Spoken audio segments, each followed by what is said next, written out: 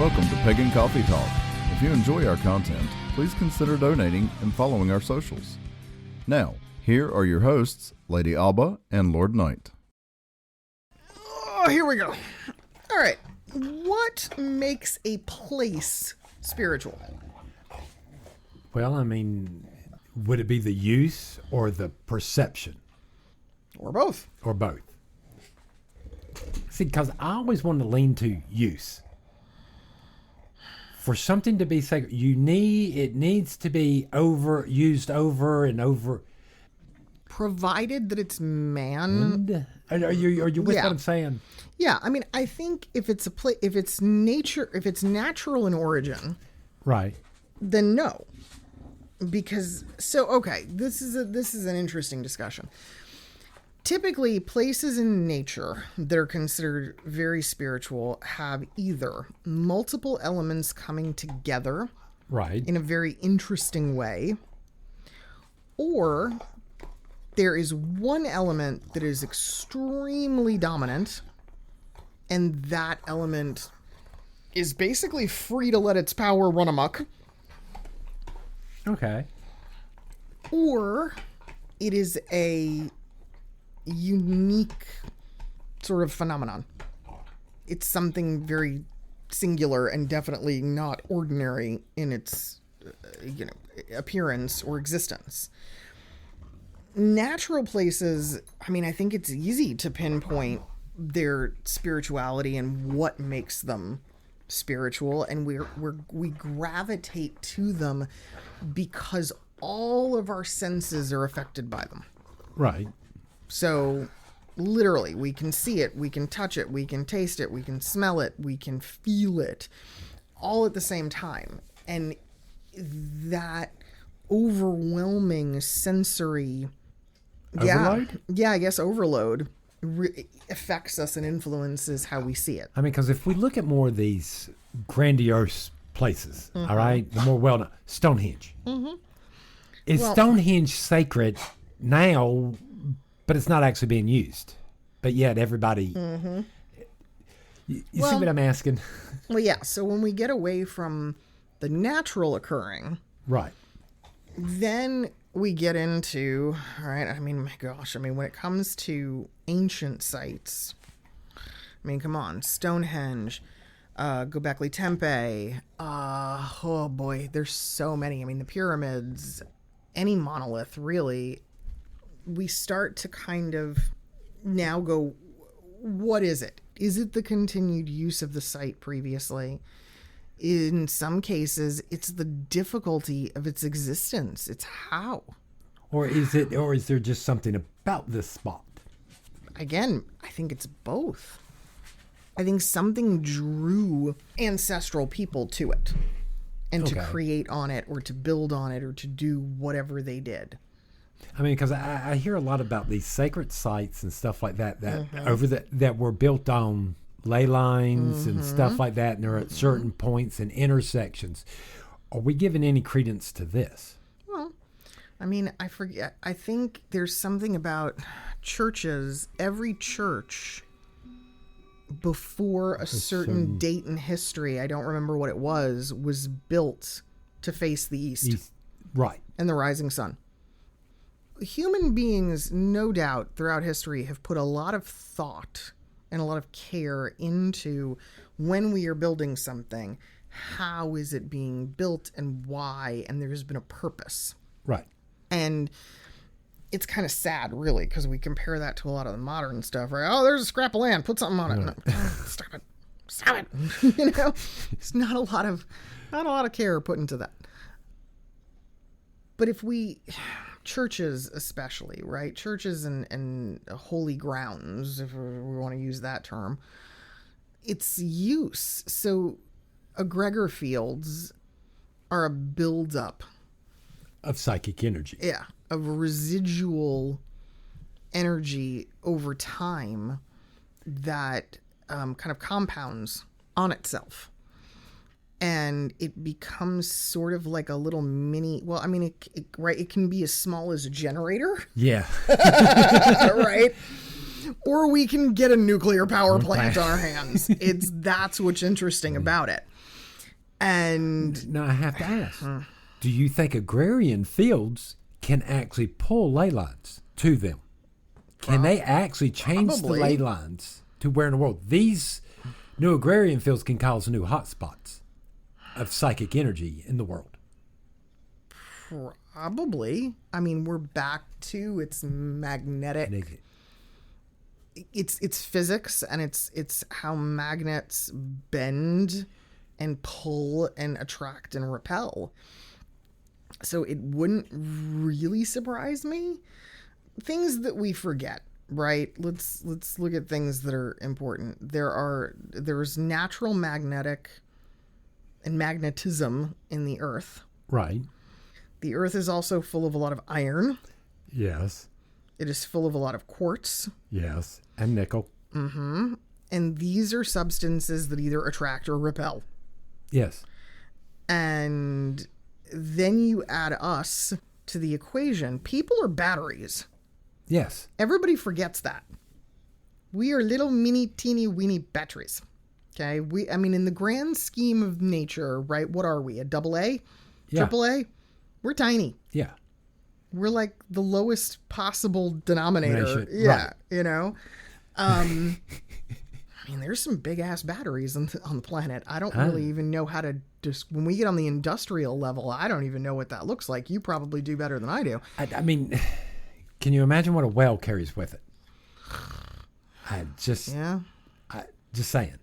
So collectively, right, over time, it builds up and it kind of overspills. It sort of stays. I mean, anybody who's ever been, but then again, okay, so again, it's so hard to compare these things because, like, I've been in many, many cathedrals and many, many different types of churches. Right. And when you walk into some of them, you can feel it. It's magnificent. But what all is happening? You have two simultaneous things, possibly three things happening. You have the continued use of the space. Right. And that, let's say, overspill from all the batteries, the little batteries over the years, right? Right.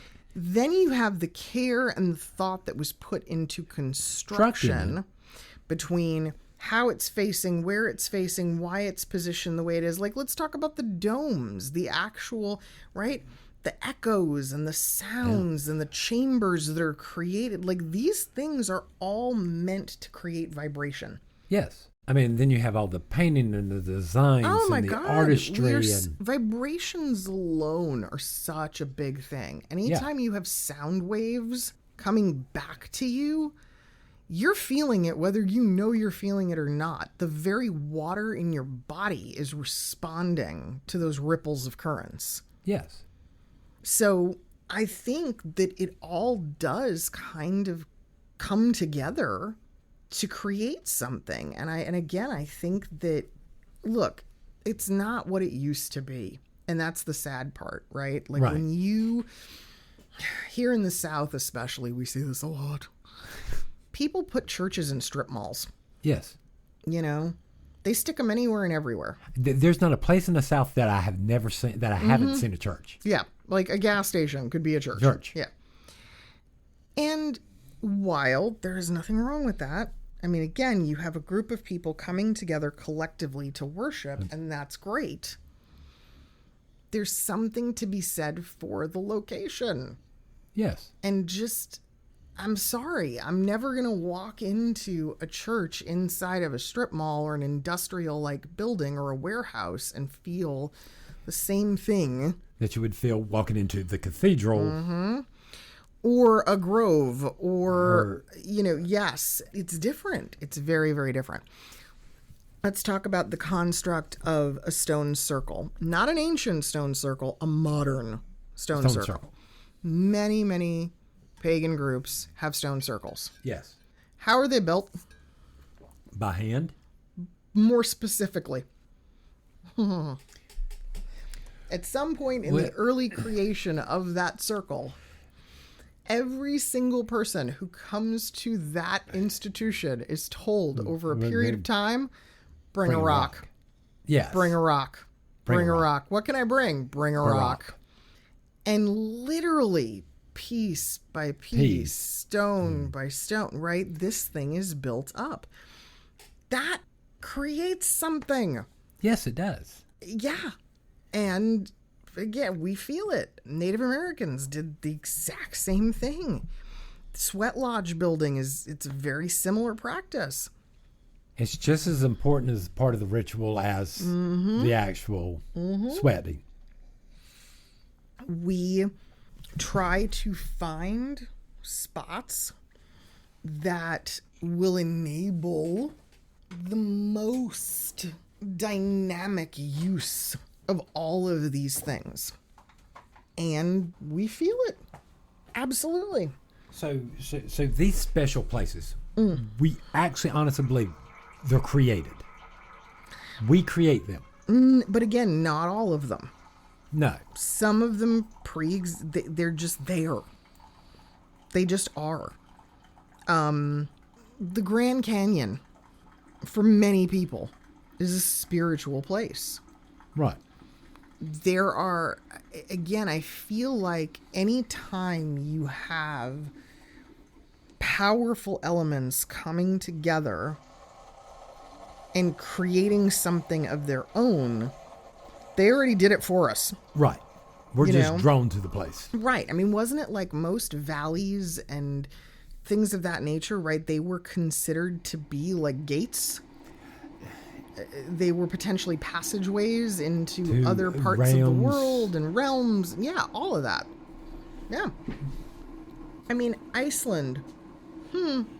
People are fascinated by Iceland because of how, thank you, crazy the landscape is and how unbelievable it is for most other like I don't know how people in Iceland hold jobs and get anything done, because they are sitting on this magical place that, I mean, and honestly, truly, we think about the Icelandic people and Swedish and, they don't start shit. No.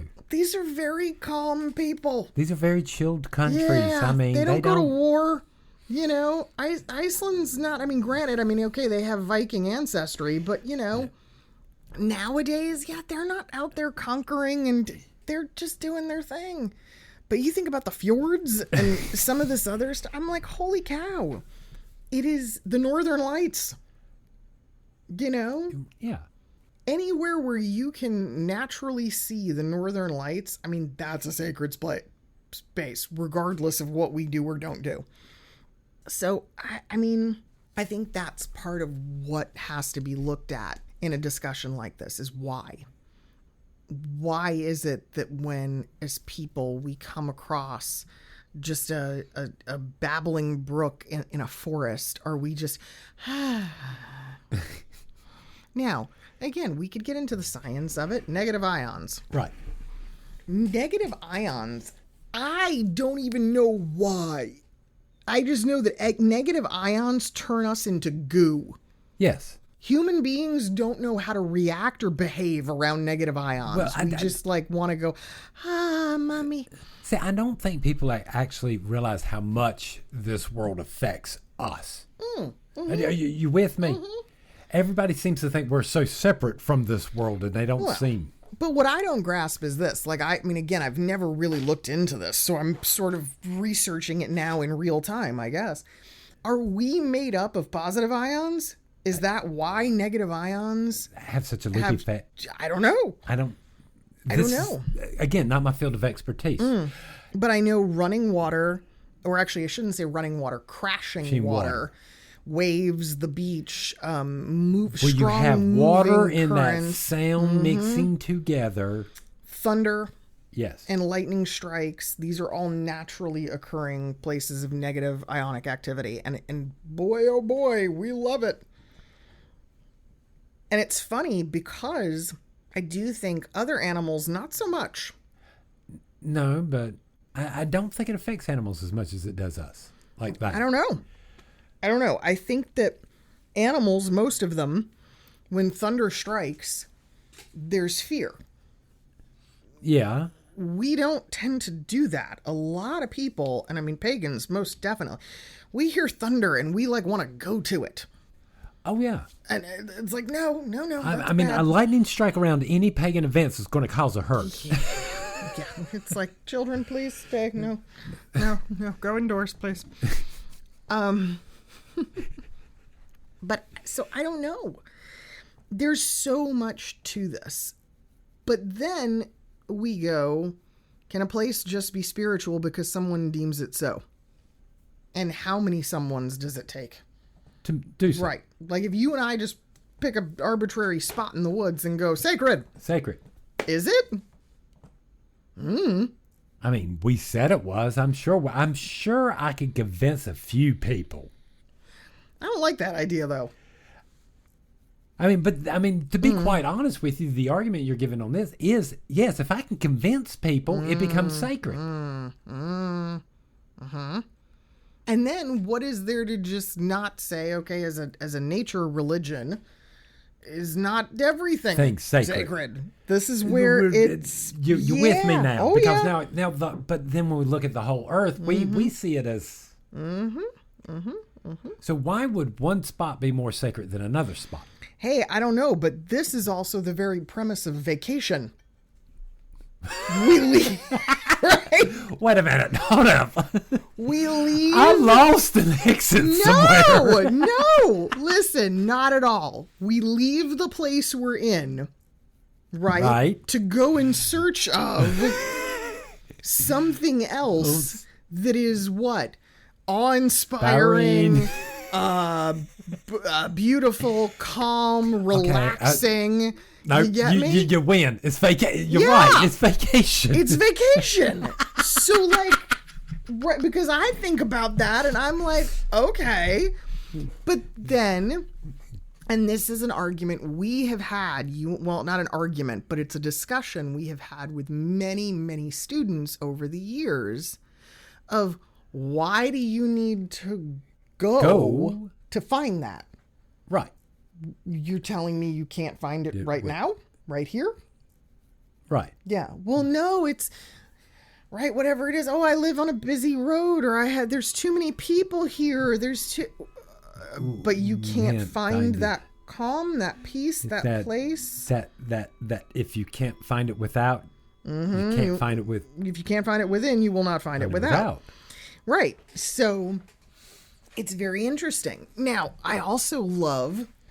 And I mean, again, it's such a sociology, right thing.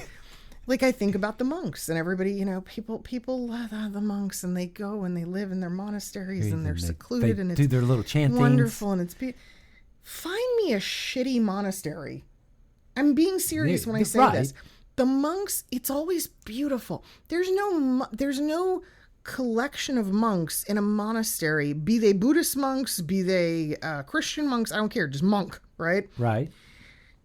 It's never like, yeah, we have this warehouse and it's full of monks. It's never some industrial man constructed thing. No, it's always like the mountaintop. It's some secluded village. It's always beautiful. It's some lonely cave in the side of a mountain. Yes.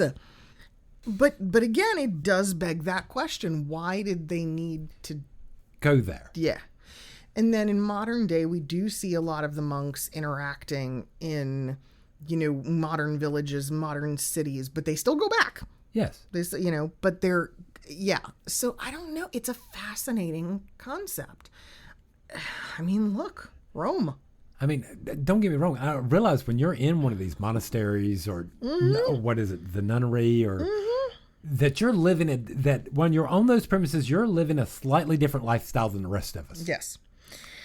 Rome the Vatican is its own city. It is its own state. We have, I mean, come on, let's not even get started on the Middle East, right? Right. I mean, the Middle East is just waging thousands of years of wars over sites. Over a mount. Sites. I mean, that's it. It's very, I mean, I don't think it's just one. But yes. Yeah. The city of Jerusalem. I mean, Mecca. There's all these places. Yes.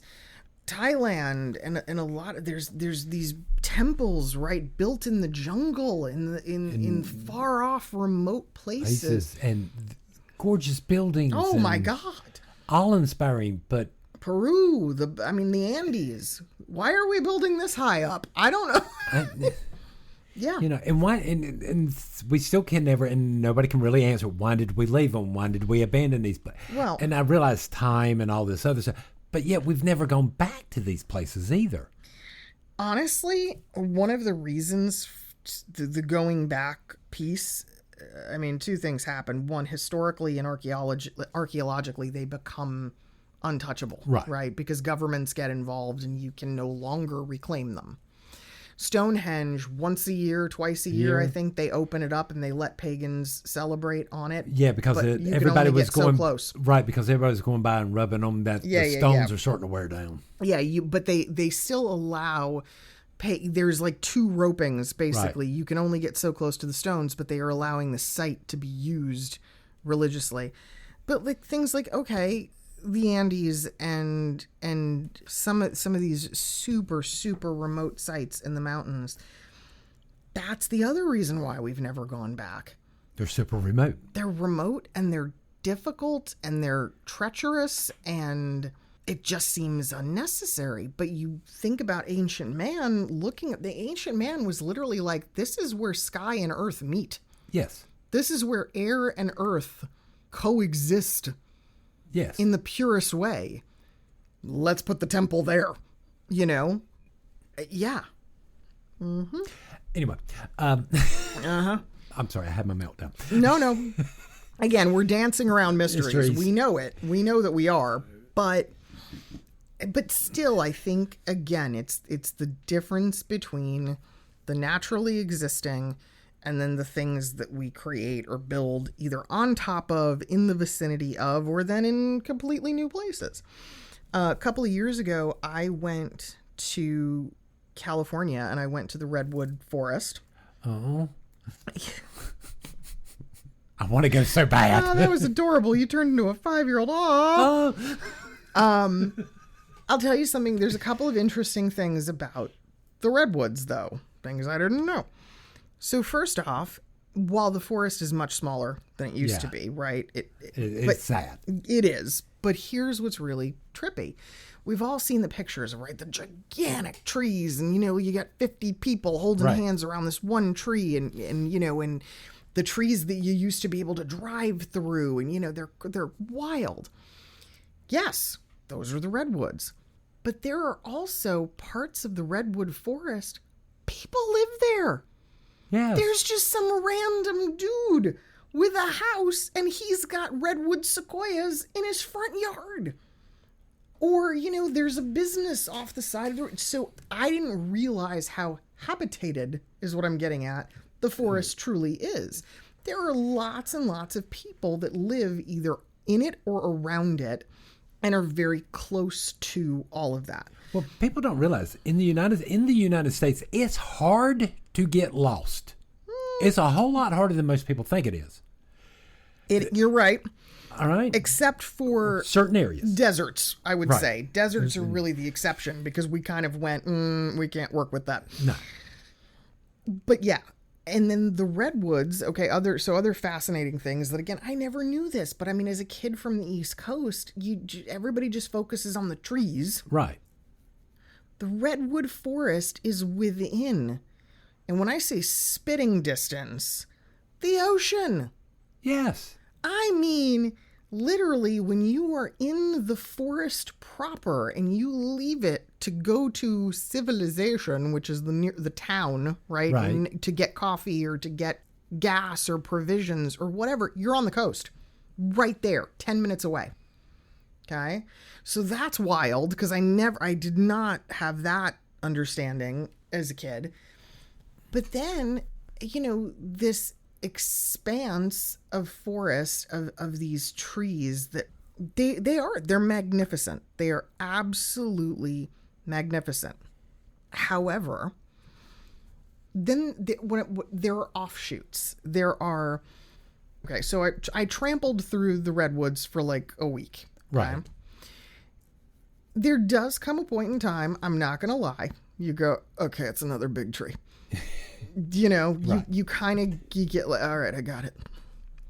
And then we took a detour one day into a state park that one of the wildest, strangest places I've ever been to. You basically park at a beach, you go down a trailway, you walk about quarter to a half a mile, and you end up in a valley. There's these huge high walls around you of rock and stone face. There's a river, not a river, brook, whatever. I'm sure it's more torrential after a rain, but Yeah. you know, running through the whole thing. There's water. There's redwoods dotting the whole thing.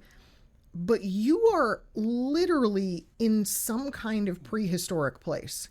So much so, the Jurassic Park movie, parts of the most recent Jurassic Park movie were filmed there, because you really go, this is not, we are not in Kansas anymore. And see, now I'm really getting jealous. again, right, but again, to see all of these things come together, these natural elements kind of combining, it is, you will never feel smaller than in those moments. So anyway, but if you want to talk about, I don't know, I'll leave you with this on this. It's a weird story. It's a weird story. So the group of people I was with, longtime friends, they're all family, and I'm like the adopted, you know, friend on the side. Right. And my friend's brother-in-law, we were all obviously pictures, taking pictures. The kids are running around, trampling through the water. The adults are trying desperately not to bust our ass on a rock. And my friend's brother-in-law lost his phone. And I was like, we'll find it. And he goes, no, we're not. He goes, it's gone. We're not going to find my phone. I'm like, we're not going to find my phone. It's gone. I'm like, did you put it down? He goes, yeah, I think I put it down because I was trying to get over one of the logs, or, you know, there was a lot of like climbing and things. And I'm like, we'll find it. And he just kept looking at me like I was just out of my mind. Right. And I'm just zenned out on this place. I'm just kind of in that, you know, weird, trippy in between. I'm here, Yeah, I'm there. I'm not really in about. either. Like, we'll find it. And he's just the whole time, I can't believe I lost my phone. I'm such an idiot. I can't believe I lost my phone. My phone's gone. Can't believe I lost my phone. And this small group of other tourists starts walking through us, or towards us. And I just kind of pop my head up and I go, hey guys, did you find a phone? And they go, yeah, is it this one? And I just look at him and go, told you. And he, no words. He had no words at all. He was like, how in the, I was like, just trust, man. Just trust. Just go with it. Yeah, just trust. I'm like, you didn't lose your phone. It's fine. Your phone took a detour, just like we are. It'd be all right. Anyway, let's get some coffee. All right. Thanks for listening. Join us next week for another episode.